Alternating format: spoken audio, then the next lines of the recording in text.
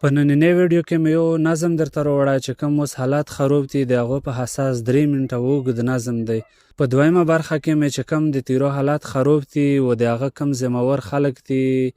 د هغو حال ځلې سیاسي ذمهور خلک چې کوم دي. په دریمه برخه کې مې په میډیا او چې کوم شاعران ملګري په هغو باندې خبرې کړي او په څلورمه برخه کې مې هغو خلکو ته میسیج ورکړه چې کوم خلک حالات خرابوي د چا د لوسه چې کوم راوسه تیرو کې حالات خراب دي او د مونږ سیویلین در په در دي نو هغو خلکو ته مې یو میسیج ورکړه د هغو خلکو نه مې ګزارش کړه چې نور د دا جنگ بند کړی شي. دلته مرغي موله دلته کې ښکار مه کوه دلته نختر لګیږي دلته ګزار مه کوه. مرغان سندرې وایي نختر شړا کوي د داسې ژوند لپاره خلک دعا کوي. مونږ ته برګي راواخلو مونږ شنه نختر ووهو د څو پیسو لپاره ځان نه وزر ووهو. مونږ ته برګي راواخلو مونږ شنه نختر ووهو د څو پیسو لپاره ځان نه وزر ووهو. مونږ څومره بد خلک یو امن ښکلا وجنو تورو تیارو پسې ځو سپینه رڼا وجنو. مونږ څومره بد خلک یو امن ښکلا وجنو تورو تیارو پسې ځو سپینه رڼا وجنو. په پردو خولو پسې ځو خپلو نه څنګ کوو خلک کلاره ناست دي خو مونږه جنګ کوو. په پردو خولو پسې ځو خپلو نه څنګ کوو خلک کلاره ناست دي خو مونږه جنګ کوو. خلک په خپله خاوره یوه مرمۍ نه پرېږدي خو یو پښتون جنګیالی اوس هم مورچې نه پرېږدي. خلک په خپله خاوره یوه مرمۍ نه پرېږدي خو یو پښتون جنګیالی اوس هم مورچې نه پرېږدي. خلک یوې ونې ته د اوبو ځای جوړوي پښتون په شنو ځنګلو تورې لمبې جوړوي. خلک یوې ونې نه سپین ګنډه تار تاووي پښتون په شنو ځنګلو د اور انګار تاووي. خلک د شنو مرغو نه شنې ترانې ټیپ کوي د نوي ساز لپاره نوې نغمې ټیپ کوي. خلک د شنو مرغو نه شنې ترانې ټیپ کوي د نوي ساز لپاره نوې ټالې ټیپ کوي. خو مونږ لندې جوړوو ښکلې مرغۍ پې ولو چې لوی مرغۍ نه راځي نو بیا بچي پې ولو. خو مونږ لندې جوړوو ښکلې مرغۍ پې ولو چې لوی مرغۍ نه راځي نو بیا بچي پې ولو. په چا تنقید نه کوو د چا اصلاح غواړو یخې اوبه مو هرمان یخه هوا غواړو. ټوپک هم ښکلی شی دی د ځان دفاع دپاره د مرګ سبب دې نشي د بېګناه دپاره. ټوپک هم ښکلی شی دی د ځان دفاع دپاره د مرګ سبب دې نشي د بېګناه دپاره. چې چرته ډېرې کیسې علم پوهنې کېږي هلته مرغي هم راځي هلته کې ونې هم کېږي. چې چرته ډېرې کیسې علم پوهنې کېږي هلته مرغي هم راځي هلته کې ونې هم کېږي. سپین غره خامخا به مخکې مزل وکړي په دې خبرو باندې چې څوک عمل وکړي. چې اوس تیرا کې جنگ شروع دی نو خاموش پاتې چې امن راشي صحافیان به په چکرو ورځي.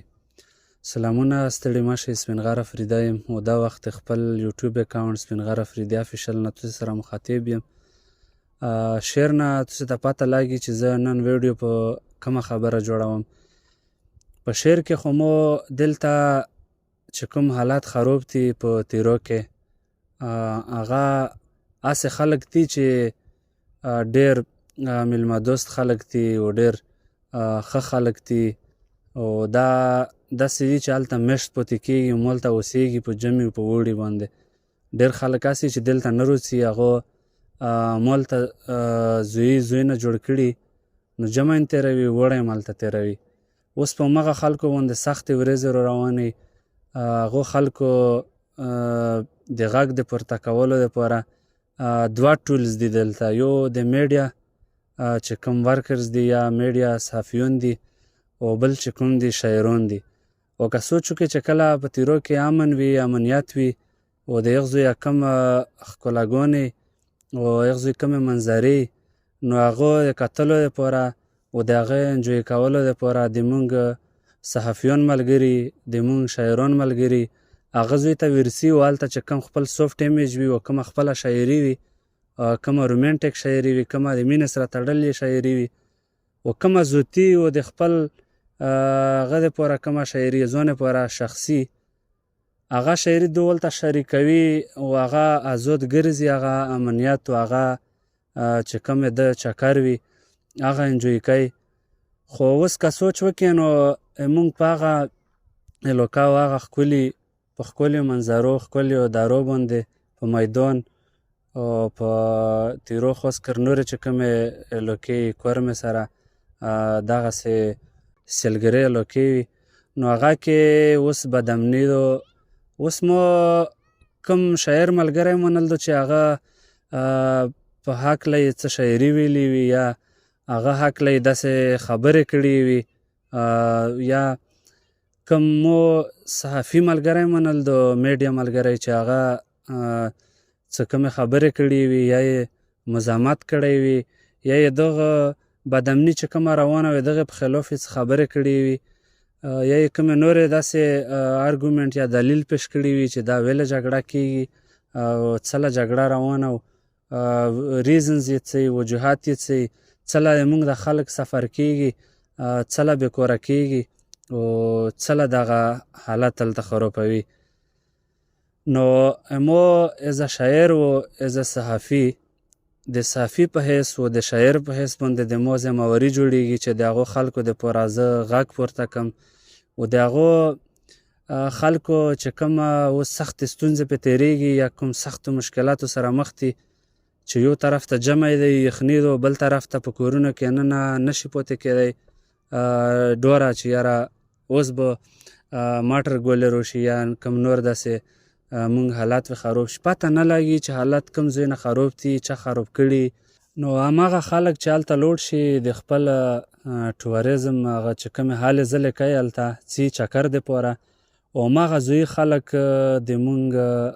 میشت خلک چې اوس په سخت او تکلیف کې دي او هماغه خلک یې هلته استقبال کوي هغه ورسره د کلي نه د هغه زویانو نه نماینده په حیث باندې ورسره شرکت کوي او هغه چې هر څه رقم ضرورت وي هغه د پوره کولو دپاره هغه لوس په نامه وی لوړ وي نو هماغه خلک ویس سفر کېږي او هماغه خلک ویس ځورېږي لکه څه رقم چې وروستو شپږو میاشتو نه د نیټ چې کوم هغه سهولیت دی هغه نشته دی یو وخت کې تشې سیګنل هم بندې کړې شوي وي چې هغو دپاره ډېره سخته د مشکله ده او ډېر سخت په تکلیف سره مخ کېږي ځکه چې هغه که سوچ وکړې بهر میشت مسافر وي هغه کلي سره کنټیکټ نشي کولی د خپل کلي حالات موتې ګوډې روغ بیمار پوښتنه نشي کولی نو ډېر په سخته کې هغه کوم خلک چې همدغو خلکو چې کوم د ذمهوري هغو جوړېږي چې د هغو دپاره غږ پورته کړي د هغو دپاره د میډیا په فیلډ کې کورو کې ویلې چې دا د دو اهمه فریضه ده او د هغې نه علاوه دا د مونږ خپل کورونه یې هلته د ابایي کورونه هم دي هلته مونږ خپلې الوکې نو تاسې په کم وخت کې بیا د عوامو په کور تاسې کم وخت کې د میډیا هغه فرایضه ادا کوو چې کومې تاسې په سر تړلي دي تاسې ذمهواري جوړېږي نو بیا که سوچ وکړې په هره تیاره پسې رڼا رو درومي نو انشاءالله لرې نه و چې په تیرو کې وی امن روسي او بیا دغسې چې کوم ښکلې لوکې وي هغو طرف ته وی خلک درومي په چکرو باندې نو همدغه ذمهوار خلکو بیا هم درومي هلته وی چکرې وهي هلته وی سیلفیانې جوړوي هلته وی ټیک ټاک یې جوړوي هغه چې کومه ذمهواري دو هغه نه ترسره کوي نو داسې وخت روان دی چې امن به راغلی وي تیرو کې نو هغه خلک بیا په کومو سترګو درومي که نه په چکرو باندې هغه خلک وی څه رقم هلته ګرځي هغه خلک وی څه رقم هغو ځایونه اکسپلور کوي څه رقم هلته دوی انجویمنټ کوي چې دغه خلک چې اوس په سخته کې یو هغه لوکې شنې ځنګلې چې کومې هغو باندې ورونه بل دي خو اوسه پورې ما څوک ونه لیدل چې چا یا غږ پورته کړی یا په داسې غټ پلیټفارم باندې دو مخکې خبره کړې وي چې کوم ذمهوار خلک دي د هغو د غوږ سنډونې دپاره څه کوم هلې ځلې کړي داسې څوک زه نه وینم. بله خبره چې کومه ده هغه د سیاسونو ده نو سیاسون خلک چې کوم دي سیاسي خلک هغه تاسو له خو پته ده چې په پاکستان کې بیا په ټوله نړۍ کې چې څومره جمهوریت سیستم دی هغه د خپلو مفادو دپاره هغه د خپل تخت و تاج دپاره و هغه د مخکې اثر رسوخ ته پوره چې کومه مغشره کې خلک وي هغه استعمال کوي او چې کله تخت و تاج ته ورسیږي نو هغه عوام که بیا سفر کیږي، هغه که وژل کیږي، هغه که مري، هغه که زخمی کیږي نو بیا د ده ژبه او خوله نه خوڅیږي. دا خو د سیاست کلچر دی چې سیاست وي دروغ، سیاست وي هغه چې خلکو سره ودې وکړي او بیا هغه ودې سر ته نه رسي. او دا کیسه د ډېر مخکې نه بلکې د پیړیو څخه روانه او چې دا هېڅ کله سیاسي خلک د خلکو په خوا نه درومي، خو د خپلې فایدې او د خپل څنګه مې ته وویل تخت و تاج دپاره خپل کور کوي، خپل کور وبوسي. نو دغه خلک اوس تیرو کې چې کوم حالات خراب دي همدغه یې په اول سر کې دغه سیاسي خلک ذمهور دي، ځکه چې همدغه خلک هلته تلل، هلته یې کمپینونه کول الیکشن دپاره، هلته یې خلک کنوینس کول، خلکو ته یې دروغه ودې ورکولې چې دلته یې نور داسې امن، خو هغه وخت کې لږ ډېر امن وو. خو چې اوس حالات خراب دي نو هغه خلک اوس چېرته دي؟ هغه خلک اوس کم دي، هغه خلک اوس کم دي چې نه خبره کوي، هغه خلک کم دي چې نه اوس روزي، هغه خلک اوس کم دي چې هغه خلک هلته سفر کیږي، عوام وژل کیږي، د عوامو په کورونو باندې ماټر ګولر غورځېږي. او سیاسي خلک چې کم دي په ګرمو بسترو کې خوبونه کوي، په غټو غټو ویټو ګوډیو کې ګرځي. او د همدغو خلکو په سارې مازې وکړي همدغه خلک چې سفر کیږي. شپه د زنګو کې مو وړه وړه بچي ویده دي، د ډازې مه کوئ په غرونو کې مرغۍ ویده دي. او زه یې ساتمه خو زما ساتنه نشي کړلی، خلک مې وژنې دروازو پورې مې سپي ویده دي. اخر کې زه هغو خلکو ته میسج ورکوم د چا د لوسه چې دا حالات خراب شوي دي، یو به یوه ته ګوته نسي، بل به بل ته ګوته نسي، یو به یوه ته یایي چې تو حالات خراب کړي، هغه بل ته وایي چې تو حالات خراب کړي. خو مونږ که سوچ وکړو تاوان د پښتانه روان دی، د پښتانه تاوان کیږي، وژل پښتون شي، پښتون وژل شي، هر طرف ته که سوچ وکړې د خوره د جغرافیه دا د پښتانه او دا چې کوم خلک پکې سفر کیږي دا پښتانه مري، دا چې په کومو خلکو په کورونو باندې ماټر ګولۍ غورځېږي دا پښتنو کورونه دي، د کومو خلکو چې تاوانونه کیږي زوني وي کمولي وي دا د ټول د پښتنه تاوانونه کیږي.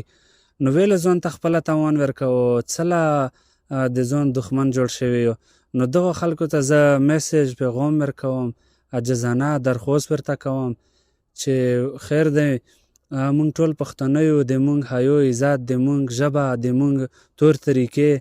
د مونږ هر څه یو دي، د مونږ دین اسلام مذهب، د مونږ هر یو شی یو دی. باید چې مونږ په یوه ټغر په یوه خبره او په امن باندې روغونډ شو سره کینو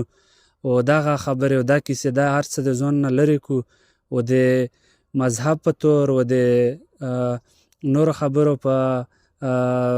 بهانه او په دا کیسو باندې یو بل سره نه مړ کوو، یو بل سره نه وژنو. ځکه مونږ دغه ځای له خو نور خلک نه روغلي، مونږ پښتانه اوسېږو همدلته چې سره کم مې ته وویل چې مونږ ژبه د مونږ خاوره د مونږ هر څه د پښتون دي، دلته خو په مونږ کې بل کوم نه دی راننوتی. خو دغه کیسې د مونږ د څه خلکو د څه مشرانو د غلطو پالیسو او د څه مشران چې کوم زوتي لاسته راوړنو دپاره هغه دا په دغه اکټیویټي کې او په دغه شیانو کې سرګرم دي او دغه عوام او دغه د مونږ پښتون او دغه هغوی ځان سره انولف کړي وي یا لږو پیسو یا لږو کیسو په خاطر باندې. نو دغه شی زه ټولو ته بیا میسج ورکوم، ټولو ته چې څوک دا وخت مو غږ وروي نو دغه شی چې هر څه څومره وس کیږي د بندولو کوشش، د چا د خولې، د چا د لاس، د چا د مال، د چا د پیسو، د چا د دولت، دغه شی نه په د امن راوستو کې استعمال کړو نو انشاءالله لرې نه و چې یوه ورځ به ښکلی وخت روڅي، امن به روڅي. او په مونږ کې چې کوم بهرني خلک دي دا خلک مونږ ته ناست دي چې دا خلک ویرون وي سره خپلو کې اتفاق نه وي، نو مونږ هره پالیسي هلته اپلیمنټ کیږي، هغه ریپلیس کیږي، هغه ایډجسټ کیږي دلته، ځکه چې په مونږ سره اتفاق نه یو، مونږ سره په یوه خبره نه یو، مونږ کور کمیټي نشته، د مونږ یونټي نشته، مونږ متحد نه یو. نو مونږ ډیویژن په مونږ کې شوی دی، همدغو د سازشونو او د تاسیسو په تحت کې دا خبرې ټولې هغه بهرني قوتونه چې کوم دي هغه د اسانۍ چې دلته په مونږ کې زوی کوي د اسانۍ دپاره د زوی جوړولو دپاره په مونږ کې دغه کیسې او دا چالونه او دغه شیونه روان کړي د مونږ قیمتي ځمکې د مونږ غرونه د مونږ مدنیات داسې او دغه خاورو نه وباسلو دپاره دلته په مونږ کې ټینشن جوړ کړی دی. نو دغه زه تاسو ته میسج درکوم، خبره منه اوږدېږي چې ټول د امن دپاره په یوه لاس په یوه خوله او په یوه میدان او په یوه سیسټم باندې ټول کور وکړي نو انشاءالله امن وروسي.